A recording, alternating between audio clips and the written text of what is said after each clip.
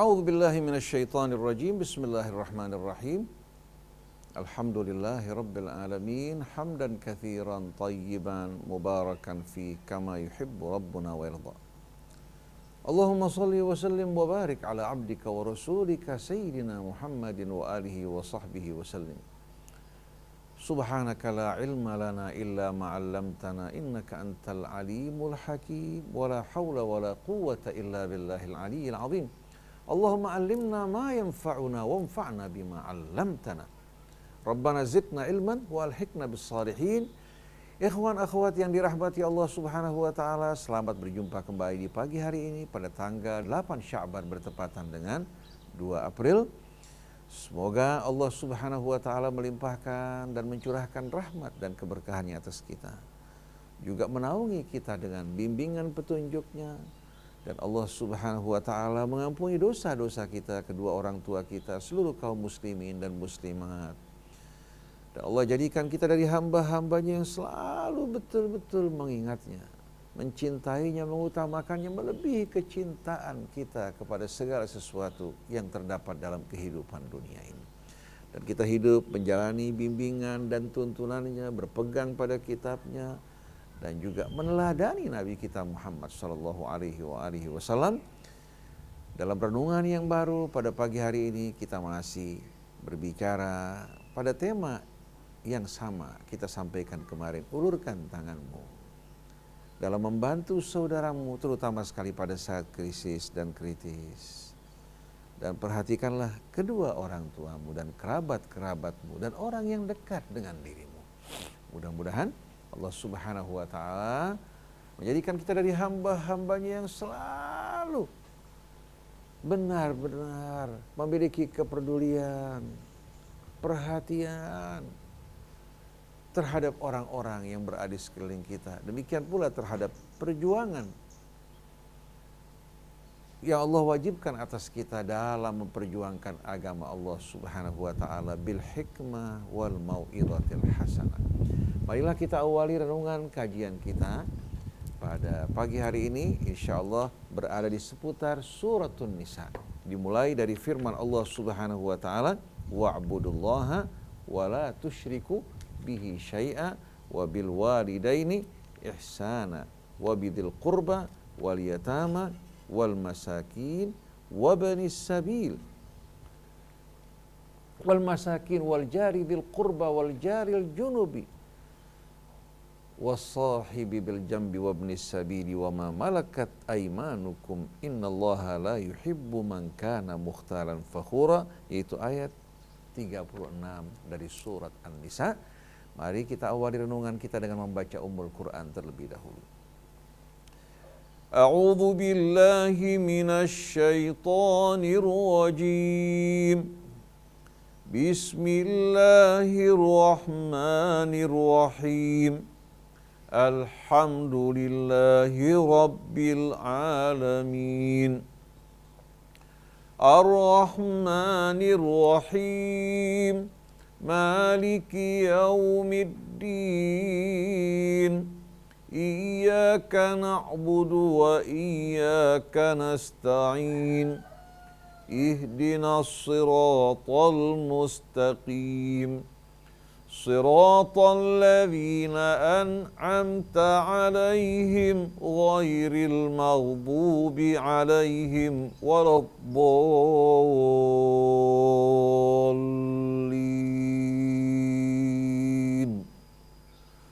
Amin. Shadaqallahul azim wa shadaqa rasuluhul karim wa nahnu 'ala dzalika minasy syahidin. Semoga Allah Subhanahu wa taala senantiasa melimpahkan dan mencurahkan rahmatnya atas kita semua, memberikan kesabaran kepada kaum muslimin yang sedang menghadapi cobaan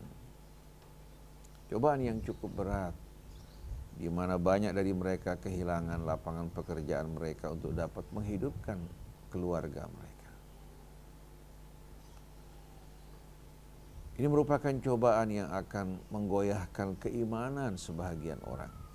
Kita berharap agar Allah Subhanahu wa taala meneguhkan keimanan kita semua. Demikian pula saudara-saudari kita kaum muslimin dan muslimat.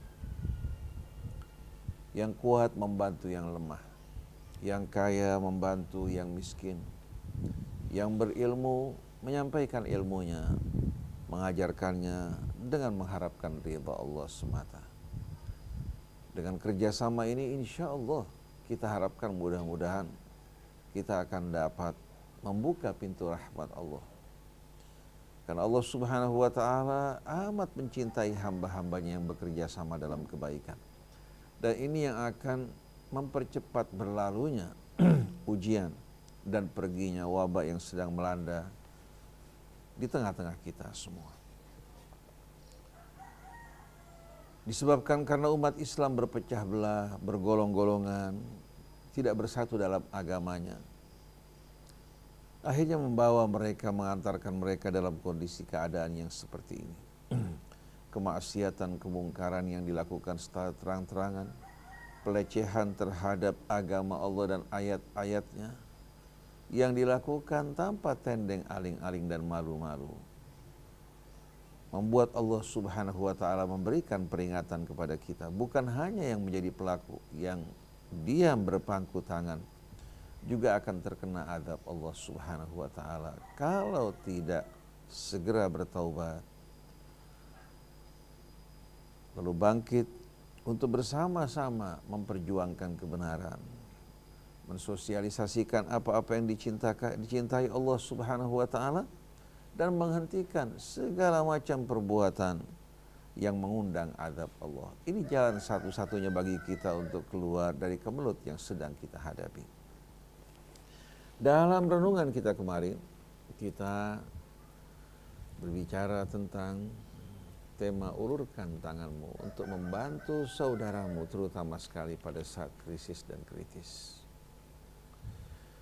Kita semua sering mendengar sabda Nabi kita Muhammad sallallahu alaihi wasallam, "Wallahu fi aunil 'abd, ma kana al-'abdu fi auni akhi." Allah senantiasa akan menolong hambanya selagi hambanya juga menolong sesamanya. Pada saat kita menolong seseorang, sebenarnya kita menolong diri sendiri. Pada saat kita membantu seseorang, sebenarnya kita membantu diri kita.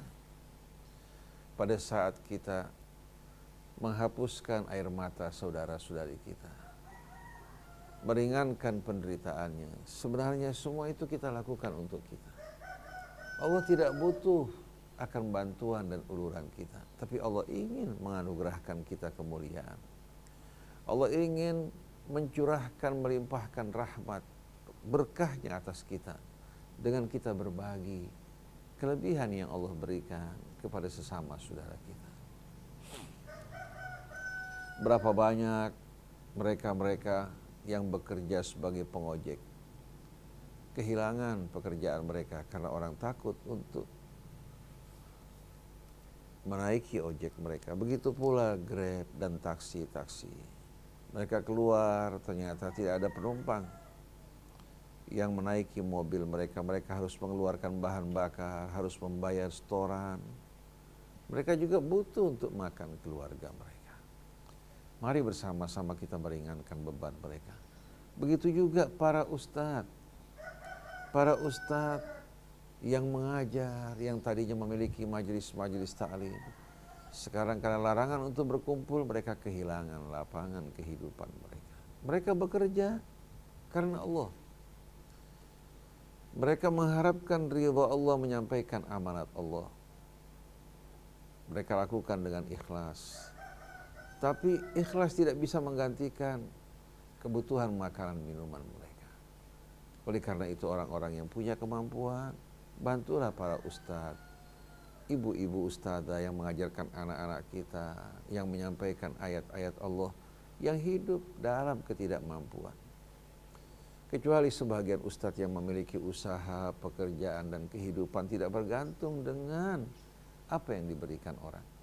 Tapi hampir sebagian besar para ustadz dalam kehidupan mereka karena tidak punya pekerjaan dan tidak mampu untuk bekerja, mereka fokus mengajar. Mereka hidup dari apa yang diberikan orang untuk mereka. Bukan karena mereka berharap tapi mereka tidak punya kesempatan untuk berusaha. Oleh karena itu perlu ada timbal balik.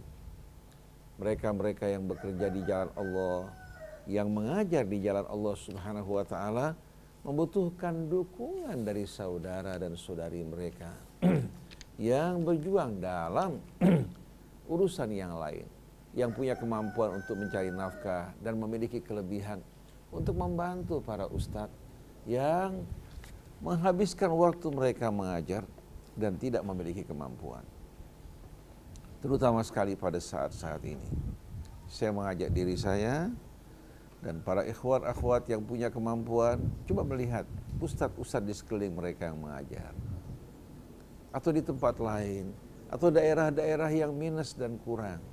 Ulurkan tangan Anda untuk membantu mereka, maka Anda menjadi mitra mereka dalam menyampaikan ayat-ayat Allah, memperjuangkan agama Allah Subhanahu wa taala. Yang saya maksudkan di sini ulama, ustadz yang menyampaikan agama Allah dengan sebaik-baiknya. Bukan yang mengatasnamakan agama Allah humor, mengajak orang tertawa, mengajak orang lupa kepada Allah Subhanahu wa taala. Tapi yang saya maksudkan orang-orang yang bekerja dengan tulus ikhlas, mengajarkan putra-putri kita membaca Al-Quran, mengajarkan mereka untuk mengenal Allah Subhanahu wa taala, hidup dalam ketawadhuan. Orang-orang seperti mereka patut untuk mendapatkan perhatian dari kita. Itu tepatnya pada ayat 273 Allah berfirman, lil fuqara'il ladzina uhsiru fi sabilillah la yastati'una darban fil ard yahsabuhumul jahilu aghniya'a minat ta'affuf ta'rifuhum bisimahum la yas'aluna an-nasa ilhafa wa ma tunfiqu min khairin fa innallaha bihi alim. Secara khusus Allah mengingatkan kita untuk memberikan perhatian kepada kaum fuqara, alladzina uhsiru fi sabilillah, yang tertahan untuk berdakwah, berjuang, berperang di jalan Allah. La yastati'una darban fil ard, karena kesibukan mereka berjuang di jalan Allah, mereka tidak mampu untuk berusaha mencari nafkah. Engkau akan mengenali ciri-ciri mereka, tanda-tanda mereka pada wajah mereka. Mereka tidak suka mengulurkan tangan mereka untuk meminta karena harga diri mereka. Mereka merasa malu walaupun dalam keadaan sulit, mereka tidak akan mengucap dan mengulurkan tangan mereka. Wa ma tunfiqu min khairin fa innallaha bihi alim, dan apa saja yang kalian keluarkan dari kebaikan, sungguh Allah Maha tahu. Jadi perhatikan orang-orang di sekeliling kita agar mereka tidak masuk dalam perangkap syaitan karena kesempitan, karena kemiskinan, akhirnya mereka berkeluh kesah dan keluar dari agama Allah, maka kita ikut bertanggung jawab. Maka siapa-siapa yang punya kelebihan, pada saat ini merupakan saat-saat yang paling subur bagi kita untuk bercocok tanam di jalan Allah Subhanahu wa taala. Kalau seandainya kita pergi meninggalkan dunia, kita meninggalkan dunia dengan hati yang nyaman, tidak mengkhianati nurani kita. Kita merasa kita melaksanakan amanat yang Allah amanatkan pada kita. Kalau sebelumnya kita berbuat dosa dan kelalaian, saat ini kita bertaubat pada Allah. Tapi betapa mengenaskan nasib orang-orang yang menghadapi kematian, lalu membayangkan perbuatan-perbuatannya di masa lampau, kelalaiannya, pengabaiannya terhadap orang-orang yang membutuhkan di sekelilingnya. Dia meninggalkan harta yang cukup banyak bagi keluarganya, tapi dia tidak membawa sekeping kecil pun untuk hari akhirat. Dia bangun dunianya, tapi di atas puing dan kehancuran akhirat. Mudah-mudahan Allah Subhanahu wa taala memberikan hidayahnya kepada kita semua. Nah, yang pertama-tama harus mendapatkan perhatian kita adalah kedua orang tua kita, ayah ibu kita. Kemudian orang-orang yang kita tanggung dalam rumah kita, kerabat-kerabat kita, tetangga-tetangga kita. Oleh karena itu Allah Subhanahu wa taala ingatkan kita dalam surah An-Nisa dan ayat-ayat yang lain. Wa'budullaha wa la tusyriku bihi syai'a wa bil walidaini ihsana wa bidzil qurba wal yatama wal masakin wa'budullaha wa la tusyriku bihi syai'a. Dan sembahlah Allah dan jangan kalian mempersekutukan Allah dengan sesuatu. Keimanan yang murni kepada Allah Subhanahu wa taala ini merupakan fondasi hidup kita yang utama, yang akan meluruskan amal kita, yang akan memperbaiki hidup kita, yang akan membuat kita selalu berada dalam penjagaan Allah dan petunjuk. Sembahlah Allah dan jangan kalian mempersekutukan Allah dengan sesuatu. Oleh karena itu Imam Ali mengatakan at-tauhid nisfuddin. Tauhid adalah separuh dari bangunan agama kita. Kalau tauhid kita dalam keadaan rapuh, bercampur dengan kesyirikan, maka seluruh amal kita tidak akan diterima oleh Allah Subhanahu wa taala. Jadi at-tauhid adalah separuh dari agama kita, sedangkan amal-amal soleh, berbuat kebajikan merupakan bangunan yang dibangun di atas fondasi tauhid tersebut, yang akan betul-betul menampilkan keindahan, keharuman dan pemandangan yang menarik, yang jauh lebih indah dari bangunan-bangunan fisik yang kita jumpai di negara-negara maju. Dengan arsitektur yang begitu indah tidak akan mengalahkan bangunan amal-amal soleh, kebajikan, rasa cinta, kebersamaan, gotong royong. Ini yang akan membuat kehidupan menjadi indah. Jadi wa'budullah wa la tusyriku bihi syai'a. Jangan kalian persekutukan Allah dengan sesuatu. Karena selain dari Allah dalam makhluknya tidak ada satupun selain dari Allah yang ikut serta atau memiliki andil dalam pembangunan langit, bumi, atau sesuatu yang terdapat di antara keduanya. Wabil walidaini ihsana. Dan hendaklah kalian selalu bersikap baik kepada kedua orang tua kalian. Jangan menunggu mereka meminta, tapi hendaklah kita datang, bertanya kepada mereka apa yang mereka butuhkan. Bahkan tanpa mereka meminta, kita ulurkan tangan kita untuk membantu mereka. Ingat, keberadaan kita saat ini, keberhasilan kita, kesuksesan kita, semua merupakan tanaman yang mereka tanam. Tanpa jerih payah, pengorbanan dan rasa cinta mereka, mustahil kita akan berada pada kondisi saat ini. Oleh karena itu, setelah hak Allah,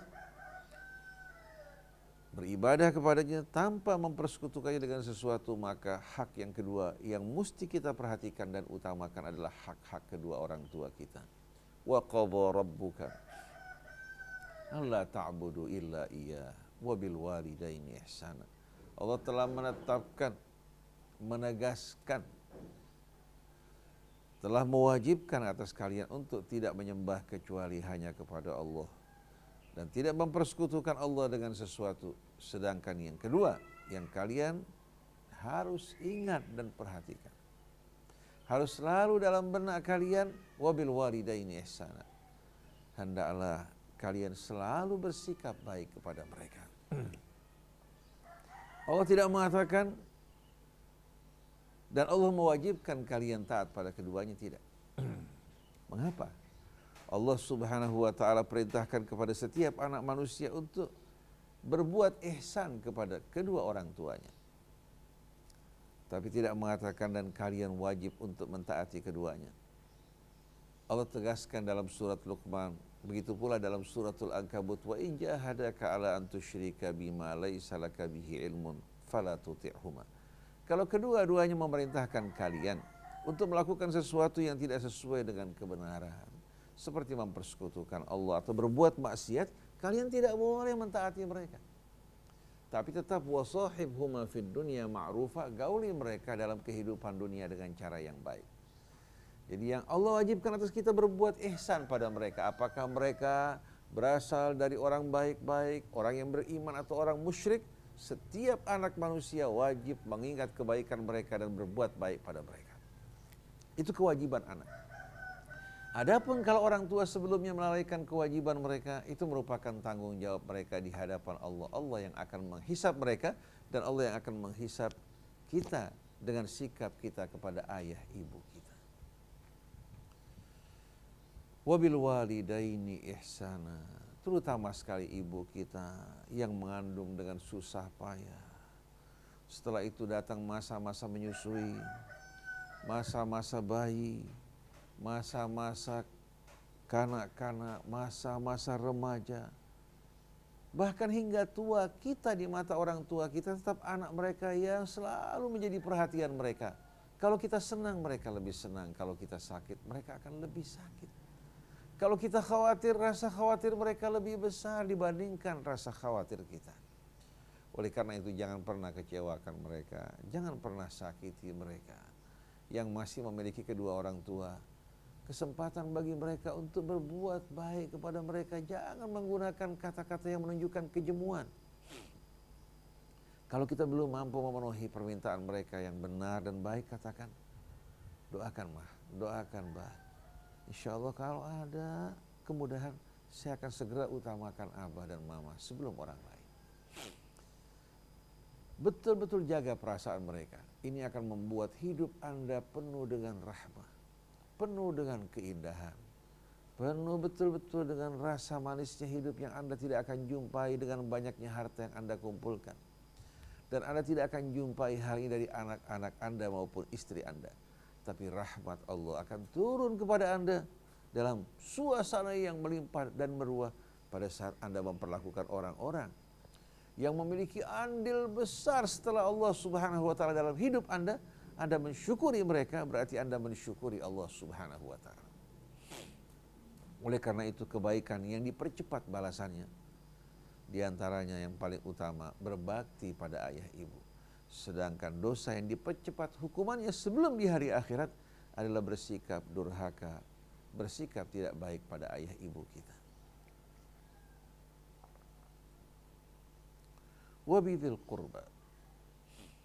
Kemudian setelah ayah ibu kita, kaum kerabat kita, terutama sekali yang berada di bawah naungan kita.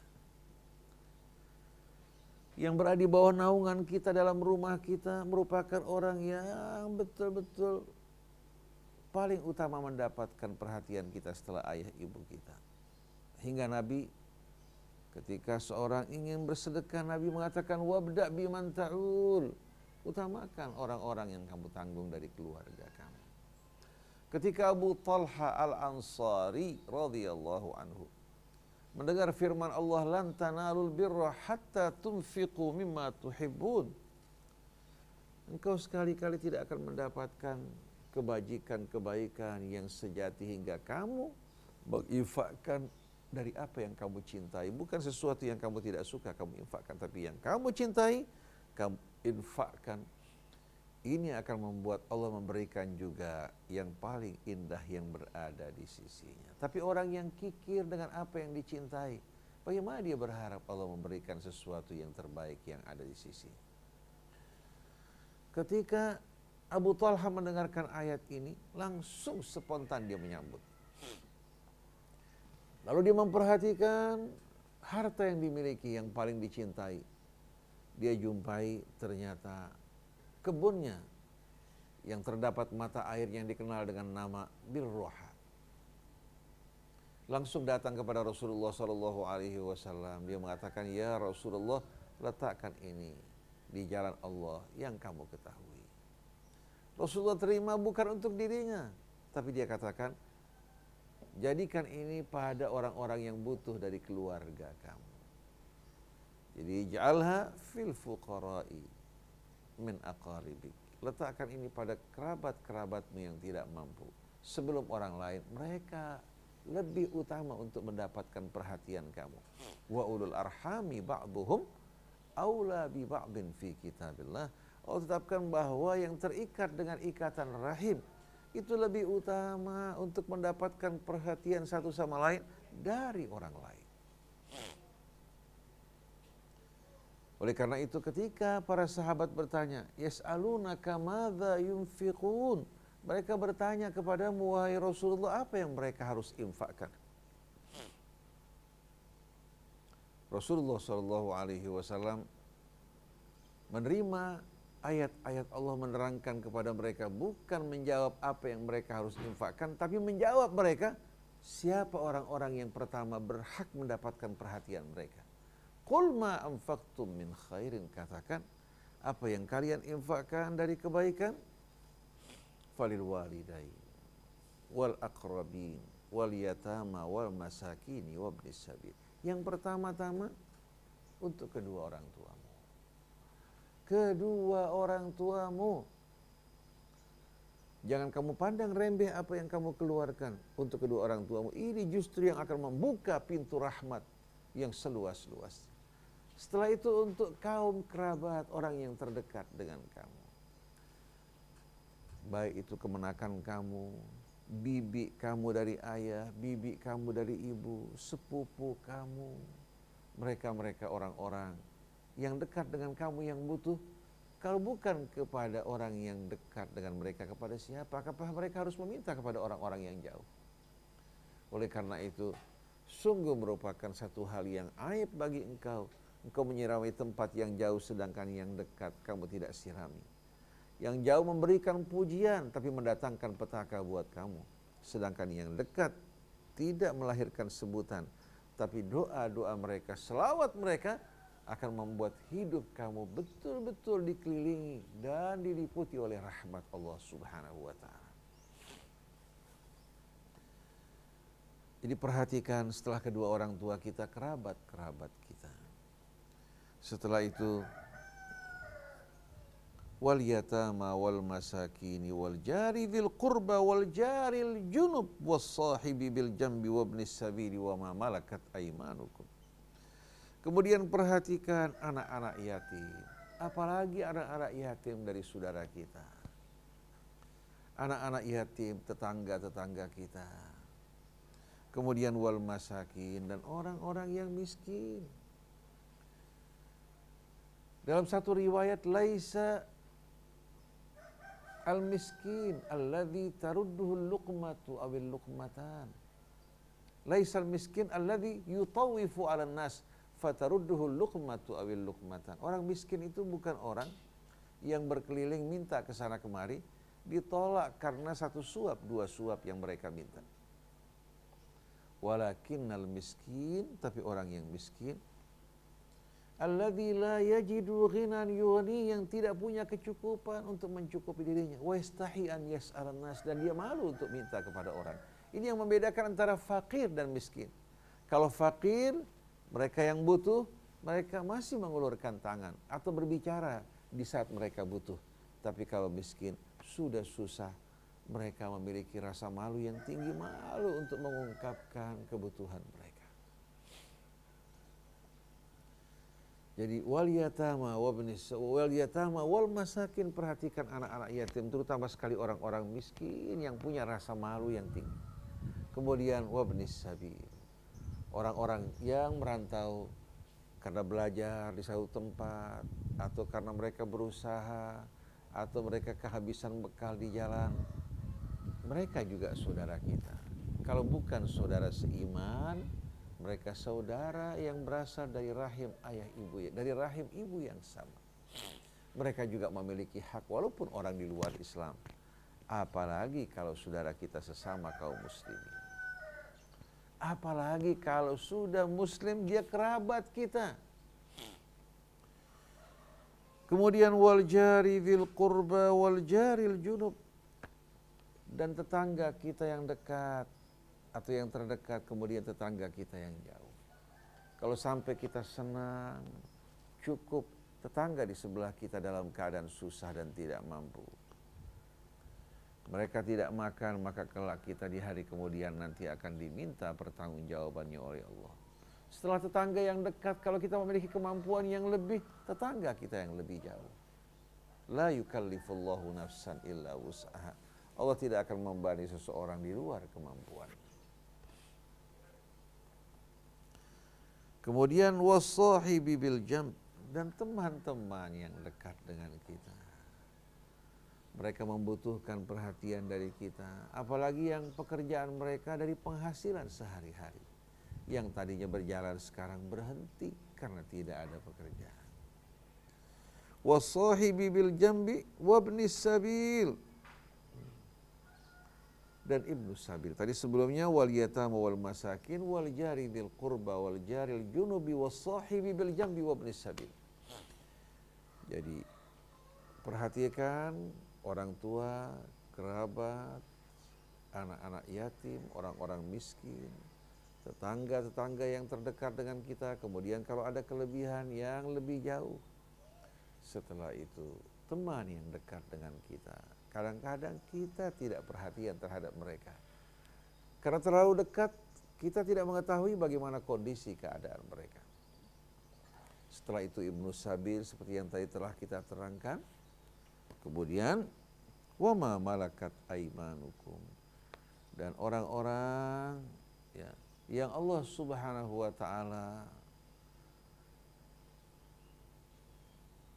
jadikan mereka disebabkan karena kondisi, keadaan, dan tatanan lingkungan sebagai hamba-hamba sahaya. Allah karuniakan kalian sebagai tuan-tuan yang menjadi pemilik mereka. Mereka manusia yang sama dengan kalian, sederajat dengan kalian.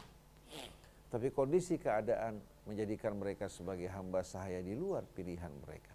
Kalau kalian mampu membebaskan mereka, bebaskan mereka. Ini akan menjadi betul-betul penerobos yang membuat kalian menerobos kedudukan yang amat tinggi dan mulia di sisi Allah Subhanahu wa taala.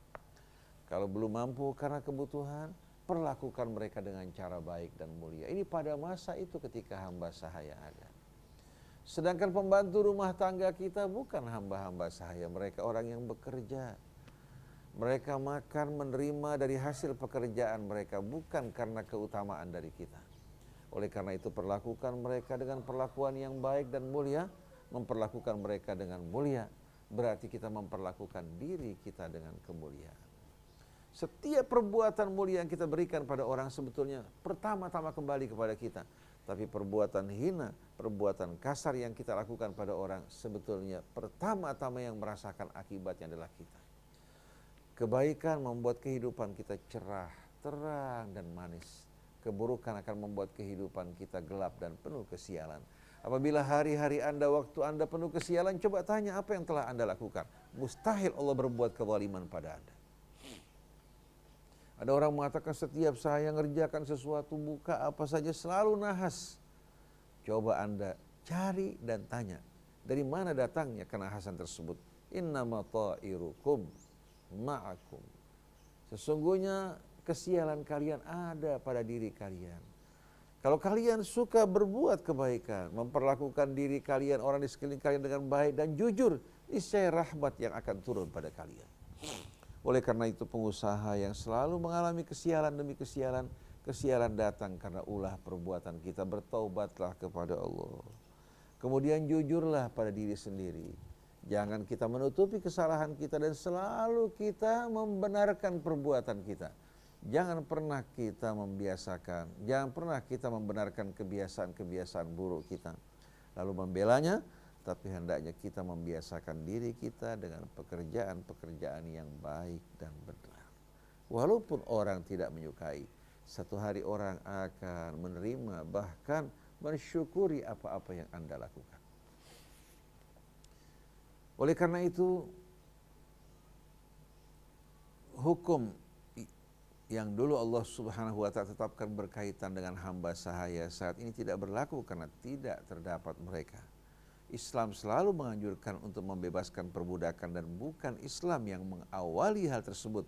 Tapi ketika Islam datang, perbudakan telah merajalela. Oleh karena itu perhatikan bagaimana aturan-aturan Islam untuk membebaskan perbudakan begitu indah hingga saat ini tidak terdapat lagi perbudakan. Perlakukan orang di sekeliling kita, pembantu kita, baik yang pria, wanita, supir, atau orang yang bekerja bersama kita. Di perusahaan kita, mereka bukan alat kerja. Jadi jangan kita samakan mereka dengan alat kerja yang tidak memiliki perasaan. Jangan samakan mereka dengan alat kerja yang lama dipakai mengalami kerusakan. Ketahuilah bahwa mereka manusia seperti kita, saudara dan saudari kita. Mereka mitra dalam usaha kita. Kalau bukan karena mereka, Tidak mungkin perusahaan kita akan menghasilkan hasil-hasil yang begitu besar. Tapi sungguh sayang kaum materialis, kaum kapitalis telah menjadikan manusia yang bekerja di perusahaan-perusahaan mereka sebagai alat kerja. Tidak sama sekali mereka hargai, walaupun saat ini kapitalisme telah bercampur dengan sosialisme yang menyedihkan. Kapitalisme di tengah-tengah masyarakat Islam ternyata lebih menyedihkan, lebih menakutkan dibandingkan kapitalisme yang diberlakukan saat ini di tengah-tengah kaum kapitalis. Oleh karena itu jangan kita merasa bangga cukup menjadi orang Islam, sedangkan nilai-nilai Islam tidak kita terapkan dalam hidup ini. Tapi hendaklah kita menjadi seorang Muslim, bukan hanya lidah kita, bukan hanya hati kita, tapi amal kita juga berserah diri pada Allah. Dan marilah bersama-sama kita perlakukan orang di sekeliling kita dengan perlakuan yang baik dan mulia. Bukan hanya mereka yang sederajat dengan kita atau di atas kita, orang-orang yang di bawah kita.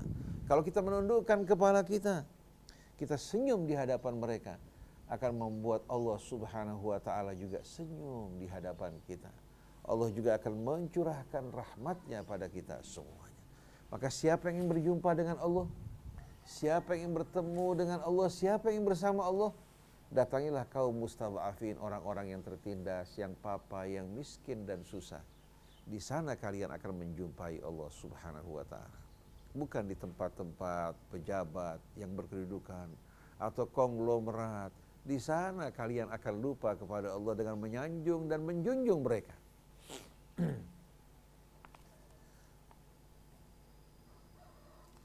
Innallaha la yuhibbu man kana mukhtalan fakhura. Sesungguhnya Allah tidak menyukai orang yang angkuh.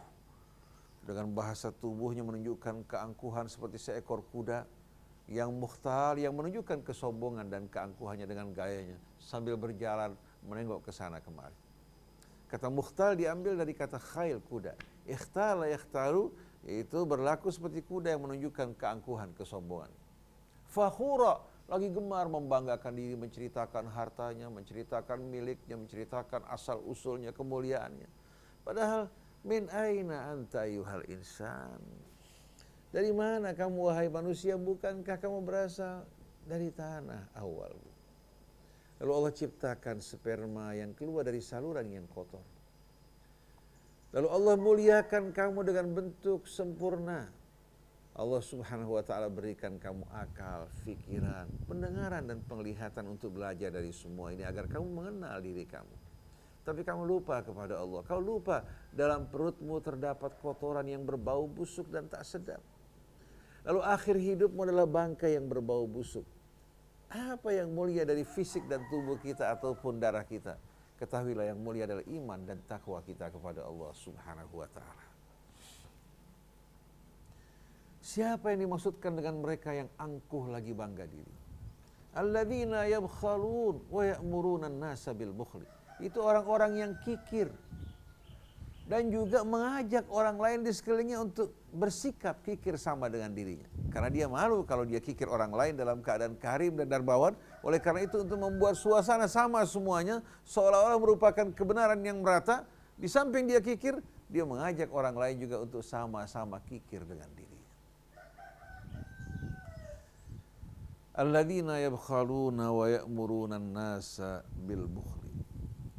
Itu mereka-mereka yang kikir dan mengajak orang lain untuk kikir. Wa yaktumuna ma atahumullahu min fadlih, dan mereka menyembunyikan apa yang Allah karuniakan kepadanya dari karunia-Nya. Selalu mengeluhkan rugi, lagi enggak punya, lagi sulit, lagi sepi pasar, padahal dia memiliki kekayaan yang tersimpan. Kalau seandainya dia rugi, bukan rugi dalam arti dia menjual di bawah modalnya. Tapi kemarin keuntungannya 100 ribu, sekarang 50 ribu, dia mengatakan bahwa ini rugi. Kemarin dia menjual 1 juta, sekarang menjual hanya 100 ribu, dia mengatakan pasar lagi sepi. Dia lupa pada nikmat Allah. Sebagaimana keingkarannya, kebohongannya, Allah akan membuat juga rezekinya akhirnya mengalami kehancuran dan kekurangan. Oleh karena itu kalau dia sial nahas, jangan salahkan kecuali diri sendiri karena dia berbohong dan kikir dengan apa yang Allah Subhanahu wa ta'ala berikan kepada mereka. Wa a'tadna lil kafirina adzaban muhina, dan kami sediakan bagi orang-orang yang kafir azab yang akan menghinakan mereka. Jadi orang-orang yang seperti ini, yang kikir, mengajak orang kikir, menyembunyikan apa yang Allah karuniakan, Allah kategorikan sebagai orang yang kafir, yang Allah sediakan bagi mereka azab yang menghinakan mereka.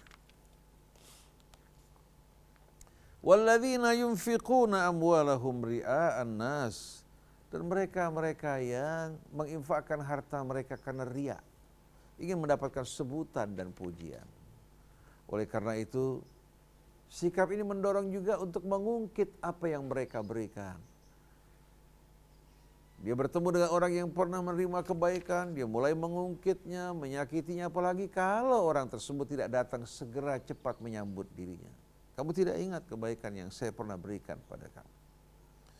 Ini perbuatan-perbuatan yang akan merusak amalnya. Nah, ini tipe-tipe orang-orang yang angkuh lagi bangga diri. Wala yu'minuna billahi wala bil yaumil akhir, mereka tak beriman kepada Allah, tak beriman pula kepada hari akhirat. Jadi semua kebaikan yang mereka keluarkan juga semata-mata untuk tujuan duniawi. Wa may yakuni syaitanu lahu qarinan fasa'a qarina. Siapa-siapa yang menjadikan syaitan sebagai temannya, maka betapa buruknya teman tersebut.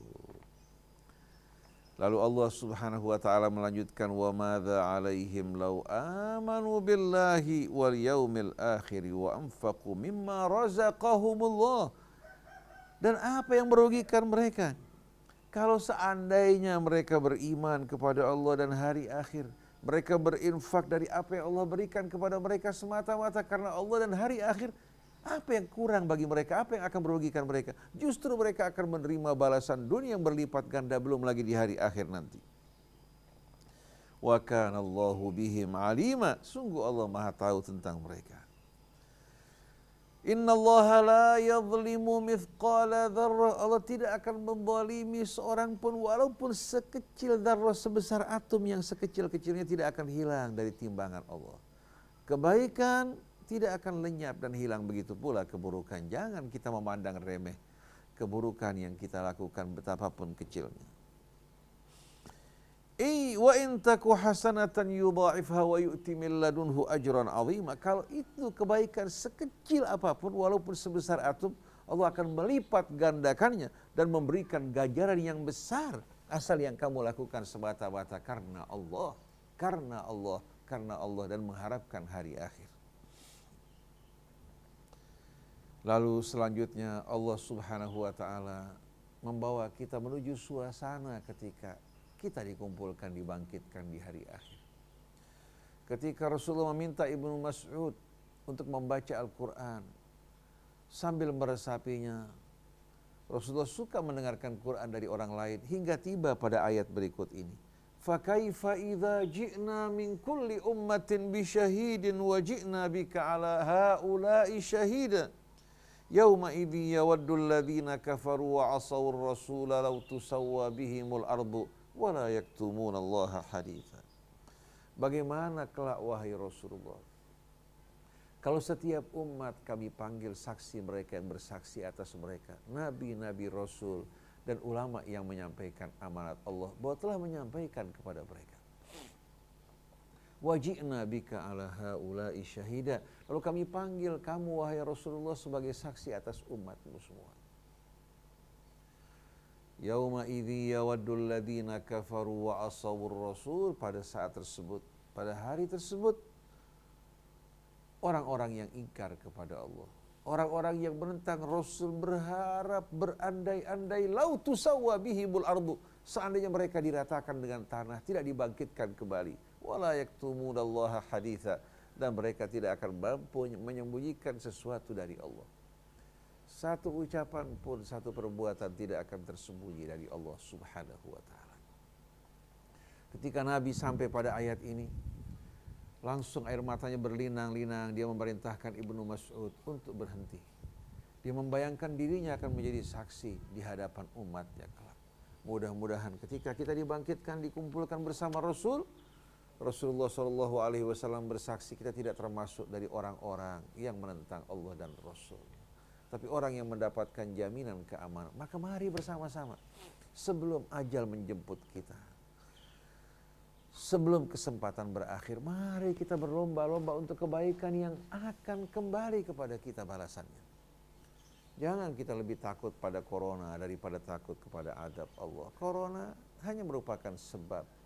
Kalau kita selamat dari corona, apakah kita akan selamat dari sebab yang lain yang akan menjemput kita pada saat ajal kita datang? Bila ajal telah tiba, sikap berhati-hati. Walaupun kita berjaga-jaga tak akan melindungi kita. Tapi kalau belum tiba, tidak akan menimpa kita. Oleh karena itu ketika orang-orang mengancam Amirul Mukminin Ali bin Abi Thalib untuk membunuhnya, dia mengatakan, ketahuilah Allah Subhanahu wa ta'ala mengelilingi saya dengan penjagaannya. Kalau belum tiba saatnya, kalian tidak akan mampu melakukan apa yang kalian lakukan. Tapi apabila tiba saatnya, walaupun kalian menjaga saya, kalian tidak akan mampu melindungi saya. Begitu pula yang terjadi pada Amirul Mukminin Umar bin Khattab radhiyallahu anhu. Orang Yahudi sebelum itu telah mengabarkan bahwa dia akan mati dalam waktu dekat, bahkan menyebutkan waktunya. Beliau tidak gentar. Orang yang beriman bukan kematian yang ditakutkan, tapi yang ditakutkan dosa mereka dan apa yang datang setelah kematian. Yang mereka dambakan bukan dunia ini, tapi yang mereka dambakan rahmat Allah. Rahmat Allah dan keselamatan di hari akhir. Mereka tidak bergantung pada amal mereka karena betapa kecilnya amal mereka. Mereka tidak bergantung pada kebaikan mereka di hadapan nikmat Allah. Kebaikan mereka tidak berarti. Tapi hati mereka selalu bertaut dengan Allah, mengharapkan rahmatnya, ridhonya. Mereka tidak bangga dengan kebaikan yang mereka lakukan. Mereka justru merasa takut kalau amal mereka karena kekurangan yang ada pada mereka ditolak. Walladzina yu'tuna ma ataw wa qulubuhum wajilatun annahum ila rabbihim raji'un. Mereka memberi, mereka berinfak, hati mereka penuh rasa khawatir bahwa mereka kelak akan dikembalikan ke hadapan Allah Subhanahu wa taala. Jadi mari kita mengulurkan tangan kita, membantu saudara kita, terutama sekali kedua orang tua, kerabat kita, terutama dalam saat-saat kritis. Jangan kita tunggu orang datang meminta atau orang katakan menunjukkan kebutuhan mereka. Coba kita bertanya-tanya pada orang di sekeliling kita. Mudah-mudahan Allah Subhanahu wa ta'ala akan selalu memperhatikan kita karena kita memperhatikan hamba-hambanya. Mudah-mudahan Allah tidak menjadikan kita orang yang lalai, orang-orang yang berhati betul-betul keras, tidak memiliki perasaan dan rahmat atau rasa keadilan, tapi menjadikan kita orang-orang yang betul-betul penuh kekhusyuan kepada Allah, kelembutan hati, kepedulian terhadap orang di sekeliling kita, dan perjuangan di jalan Allah, dan tidak menjadikan dunia sebagai tujuannya.